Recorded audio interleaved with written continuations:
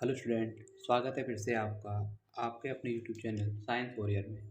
तो आज हम स्टार्ट कर रहे हैं यूनिट फर्स्ट का चैप्टर 2 वैद्युत फ्लक्स तथा गॉस की प्रमेय। इस चैप्टर में हम वैद्युत फ्लक्स, गॉस की प्रमेय और गॉस की प्रमेय के जो अनुप्रयोग हैं उनके बारे में जानेंगे। ठीक है। और इस चैप्टर की सबसे पहली हेडिंग है क्षेत्रफल सदिश। इस चीज़ को देखो, इस हेडिंग पूरी चैप्टर में काम आएगी, तो इसको बहुत अच्छे तरीके से समझना है। ठीक है। क्षेत्रफल सदिश देखो है क्या। वैसे अगर हम बात करें सामान्यतः जो क्षेत्रफल है वो अदिश राशि है। क्षेत्रफल कैसी राशि रहेगी? अदिश राशि है। लेकिन अगर हम देखें पृष्ठीय क्षेत्रफल को, किसको देखें? पृष्ठीय क्षेत्रफल को। देखो होता क्या है, पृष्ठीय क्षेत्रफल में परिमाण के साथ साथ क्या है, दिशा भी होती है। पृष्ठीय क्षेत्रफल में परिमाण के साथ साथ दिशा भी होती है। तो उस स्थिति में हम पृष्ठीय क्षेत्रफल के परिमाण और दिशा, दिशा मतलब एकांक सदिश के गुणनफल को हम कहते हैं क्षेत्रफल सदिश। देखो कैसे, तो मान लो ये देखो ये हाईलाइटर रखा हुआ है। ठीक है। अब इसका ये जो है एक पृष्ठ है। अब इसके देखो ये पृष्ठ ऐसे करके, तो ऐसे ही हमने ये एक पृष्ठ माना हुआ है। अब इस पृष्ठ का क्षेत्रफल होगा भाई, इसकी लंबाई गुणा चौड़ाई, क्या बन जाएगा इसका क्षेत्रफल इसके पृष्ठ का। लेकिन अगर मैं कहूँ कि भाई मार्कर इधर से मान लो सीधा है, तो ये जो इसकी दिशा है, इसकी दिशा किधर कहेंगे हम? अब ये ऐसे रखा हुआ है तो इसकी दिशा किधर है? ऊपर की ओर है। इसकी दिशा किधर है? ऊपर की ओर। ठीक है। और ये हो गया इसका परिमाण। तो उस स्थिति में क्या है, इसकी क्षेत्रफल और इसकी दिशा। अच्छा, दिशा को अगर हम जाने तो कोई भी सदिश राशि है उसकी दिशा उसकी एकांक सदिश द्वारा प्रदर्शित की जाती है। तो इसके क्षेत्रफल और इसके एकांक सदिश के गुणनफल को हम कहेंगे क्या? क्षेत्रफल सदिश। ठीक है। तो ऐसे देखो यहाँ समझाया हुआ है। यहाँ मान लिया हमने क्या है, ये एक पृष्ठ है और इसका क्षेत्रफल का परिमाण कितना है? ए है। और इसका एकांक सदिश कितना है? Cap A. एकांक सदिश को हम सदिश के ऊपर कैप लगा कर लिखते हैं। ठीक है। तब क्षेत्रफल सदिश क्या हो जाएगा? वेक्टर ए बराबर ए कैप ए। ठीक है। तो यहाँ मैंने ये लिख के समझाया हुआ है, तो ये आप देख कर पढ़ सकते हैं। ठीक है। और नोट कर लेना। और देखते हैं नेक्स्ट हेडिंग। देखो नेक्स्ट हेडिंग रहेगी तुम्हारी घन कोण। घन कोण। ठीक है। घन कोण क्या है? जैसे देखो कोई गोलीय पृष्ठ है, कोई गोलीय पृष्ठ है और ये मान लेते हैं इस गोलीय पृष्ठ का ये है केंद्र। होता क्या है, कोई भी गोलीय पृष्ठ, कोई भी गोलीय पृष्ठ, अब इसको देखो मान लेते हैं इस गोलीय पृष्ठ का ये वाला हिस्सा है। ठीक है। कोई भी गोलीय पृष्ठ अपने गोले के केंद्र पर जो कोण बनाएगा, कोई भी गोलीय पृष्ठ गोले के, देखो यहाँ एक कोण बन रहा है, कोई भी गोलीय पृष्ठ गोले के केंद्र पर जो कोण बनाता है उसे हम कहते हैं घन कोण। क्या कहते हैं? घन कोण। ठीक है। इसे ओमेगा से प्रदर्शित करते हैं, ध्यान रखना होगा। कोई भी गोले का पृष्ठ गोले के केंद्र पर जो कोण बनाएगा उसे कहेंगे हम घन कोण। तो देखो लिख के समझा देता हूँ। तो देखो घन कोण क्या है, किसी गोलीय पृष्ठ द्वारा गोले के केंद्र पर अंतरित कोण को घन कोण कहते हैं। इसे हम ओमेगा से प्रदर्शित करते हैं। और घन कोण का मात्रा क्या रहेगा, ये ध्यान रखना होगा, स्टेरेडियन। तो जैसे ये गोलीय पृष्ठ है, अब इसको देखो थोड़ा दूसरे तरीके से और समझ सकते हैं। जैसे ये गोलीय पृष्ठ है पूरा। ठीक है। इस पर हमने मान लिया कि अल्पांश क्षेत्रफल, ये जो एरिया है ये मान लेते हैं हम क्या, डी ए है। क्या है ये? D A. अच्छा, यहाँ अब इससे देखेंगे हम, तो यहाँ पर क्या है तुम्हारा, एक कोण भी बन रहा है, तो मान लेते हैं कोण क्या है, थीटा। अच्छा, केंद्र से पृष्ठ तक की जो दूरी होती है और उसे हम त्रिज्या, ये त्रिज्या की तरह होती है, तो इसे मान लेते हैं हम त्रिज्या क्या तुम्हारी, आर है। तो इस स्थिति में इस अल्पांश क्षेत्रफल द्वारा गोले के केंद्र पर जो अल्पांश घनकोण बनेगा वो क्या रहेगा। ठीक है। तो देखो ये भी बता देता हूँ मैं, इसके साथ साथ अगर हम देखेंगे तो घनकोण के लिए देखो अल्पांश घनकोण। ठीक है। इसका देखो सूत्र है वो ध्यान रखना है, ये होता है डी ओमेगा बराबर डी ओमेगा बराबर डी ए कॉस थीटा। क्या? डी ओमेगा बराबर डी ए कॉस थीटा बट्टे में आर स्क्वायर। ठीक है। ये ध्यान रखना होगा, ये अल्पांश घनकोण के लिए, मतलब ये कोई सा भी प्रश्न ये सारे ऐसे करके ले सकते हैं। अच्छा, संपूर्ण घनकोण की अगर हम बात करें, अगर मैं इसका देखो बताऊँ, घनकोण का अधिकतम मान, घनकोण का अधिकतम मान,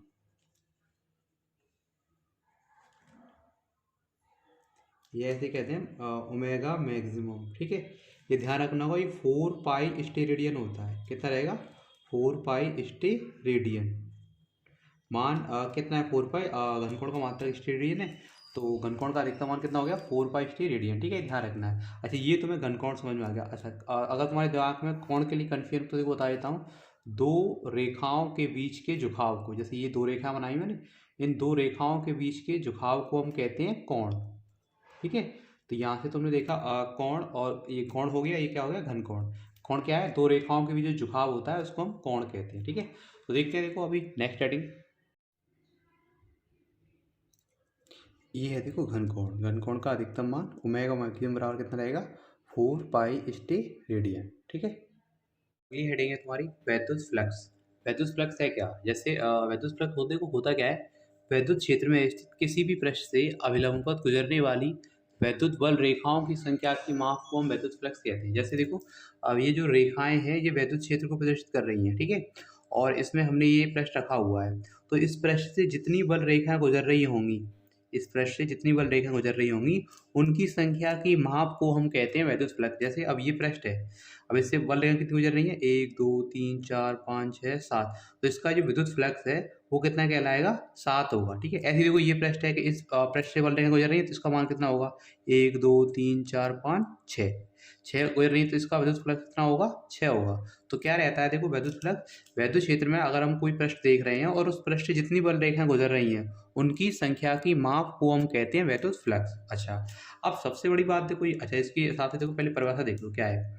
वैद्युत क्षेत्र में स्थित किसी पृष्ठ से अभिलंबवत गुजरने वाली वैद्युत बल रेखाओं की संख्या की माप को वैद्युत फ्लक्स कहते हैं। इसे फाई ई से प्रदर्शित करते हैं, और यह ध्यान रखना होगा यह कैसी राशि? एक अदिश राशि। अच्छा, ये तो हो गया। अच्छा, ये जो बल रेखाएं होती हैं ना, ये जो मैंने बनाई हुई हैं, ये काल्पनिक रेखाएं होती हैं। अब काल्पनिक रेखाओं को तो हम देख ही नहीं सकते हैं, तो अब इसके लिए हमारे पास एक ऐसा तरीका होना चाहिए जिससे कि हम विद्युत फ्लक्स को निकाल पाएं। ये तो हमने समझने के लिए बता दिया कि भाई किसी पृष्ठ से गुजरने वाली बल रेखाओं की संख्या की माप को फ्लक्स कहते हैं।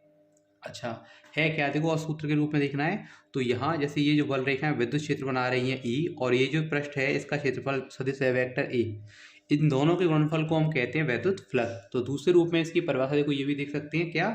वैद्युत क्षेत्र की तीव्रता वेक्टर ई तथा क्षेत्रफल सदिश वेक्टर ए के अदिश गुणनफल को, कौन सा गुणनफल होगा? अदिश, जिसे हम डॉट गुणनफल कहते हैं या स्केलर गुणनफल भी कहते हैं, अदिश गुणनफल को वैद्युत फ्लक्स कहते हैं। ठीक है, अब इसे फाई से प्लस करते हैं, तो देखो फाई का मान क्या हो जाएगा? Vector E dot vector A. तो क्या होगा तुम्हारा वैद्युत फ्लक्स? फाई ई बराबर vector E dot vector A. अच्छा, यदि वैद्युत क्षेत्र की तीव्रता क्या है? वेक्टर ई, और क्षेत्रफल सदिश वेक्टर ए के बीच कोण क्या है तुम्हारा? थीटा है। मतलब जो ई है और ए, जैसे मान लो ऐसी कंडीशन में काम कर रहे हैं कि भाई ए इधर की तरफ है और ई तुम्हारा इधर की तरफ है, तो उस कंडीशन में वैद्युत फ्लक्स क्या हो जाए? और दोनों एक दूसरे से थीटा कोण पर काम कर रहे हैं, तब फाई का मान क्या होगा? ई ए कॉस थीटा। ध्यान रखना है वैद्युत फ्लक्स का सूत्र क्या रहेगा तुम्हारा? फाई बराबर ई ए कॉस थीटा। ठीक है, ये ध्यान रहेगा। अब इसके बाद देखो और आगे अगर हम देखें तो देखो आगे क्या, अब कुछ शर्त बन सकती हैं भाई। यहाँ हमने देख लिया कि जो फाई का मान है ना कॉस थीटा के कोण पर निर्भर करेगा। अब कोण की जो कुछ स्थितियाँ होती हैं उनके हिसाब से, तो हमने एक शर्त बना ली। शर्त एक, यदि वेक्टर ई ये और वेक्टर ए की दिशा में, मतलब अगर ऐसी कंडीशन है कि ई भी इधर है और ए भी इधर है, दोनों एक ही दिशा में है। अच्छा, दोनों अगर एक ही दिशा में आ रहे हैं तो दोनों के बीच कोण क्या मानेंगे हम? 0। तब उस कंडीशन में फाई का मान क्या हो जाएगा? ई ए कॉस 0। अच्छा, कॉस 0 का मान कितना होता है? 1, तो फाई का मान कितना हो जाएगा? ई ए। अच्छा देखो दूसरी शर्त, यदि ई और वेक्टर ए एक दूसरे के लंबवत है, मतलब देखो अब शर्त ऐसी हो रही है भाई इधर तो मान लो कार्य कर रहा है वेक्टर ई और इसके बिल्कुल लंबवत कार्य कर रहा है वेक्टर ए। अब दोनों के बीच अगर हमें देखना है कि कोण, तो कोण क्या रहेगा तुम्हारा? थीटा 90 अंश हो जाएगा तुम्हारा। तो इस स्थिति में थीटा 90 अंश हुआ तो फाई का मान क्या होगा? ई ए कॉस 90। अब कॉस 90 का मान 0 होता है। अब 0 से क्या ये पूरा मान क्या हो जाएगा तुम्हारा? 0। ठीक है, ये हो गया। तो ये हो गया तुम्हारा वैद्युत फ्लक्स। अच्छा, वैद्युत फ्लक्स का मात्रा क्या रहेगा? न्यूटन इंटू मीटर स्क्वायर बट्टे कूलम। देखो ये सूत्र के साथ सही है। ई क्या वैद्युत क्षेत्र की तीव्रता है, मात्रा क्या होता है? न्यूटन बट्टे कूलम। ए क्षेत्रफल है और क्षेत्रफल का मात्रा क्या होता है? Metre square. तो वैद्युत फ्लक्स का मात्रा क्या बन गया? न्यूटन इंटू मीटर स्क्वायर बट्टे कूलम। अच्छा, वैद्युत फ्लक्स का विमीय सूत्र की अगर हम बात करें तो ये होता है एम एल पर घात 3 टी पर घात -3 ए पर घात -1। ठीक है, ये हो जाएगा। अच्छा, एक और देखो ध्यान रखना है, जो ज़्यादातर अभी हमारे काम आएगा, ऐसे आएगा क्वेश्चन, ये रहेगा कि अल्पांश क्षेत्रफल से गुजरने वाला वैद्युत फ्लक्स। मान लेते हैं कोई पृष्ठ है जिसका अल्पांश छोटी सी जगह का क्षेत्रफल क्या है? वेक्टर डी है। तो ऐसे अगर हम कहें अल्पांश मतलब छोटा सा, अल्पांश क्षेत्रफल सदिश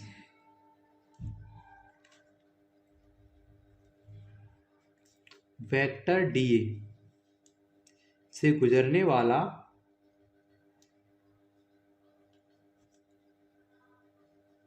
वैद्युत फ्लक्स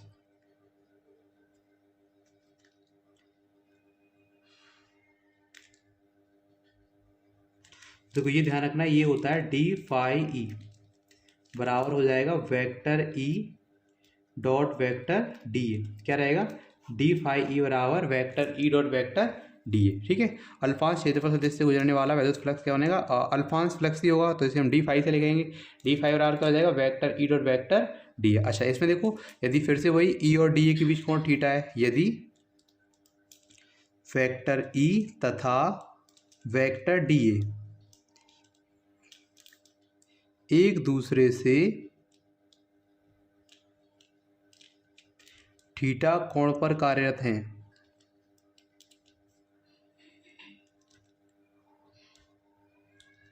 तब उस कंडीशन में देखो हम डी फाई को लिख सकते हैं डी फाई ई।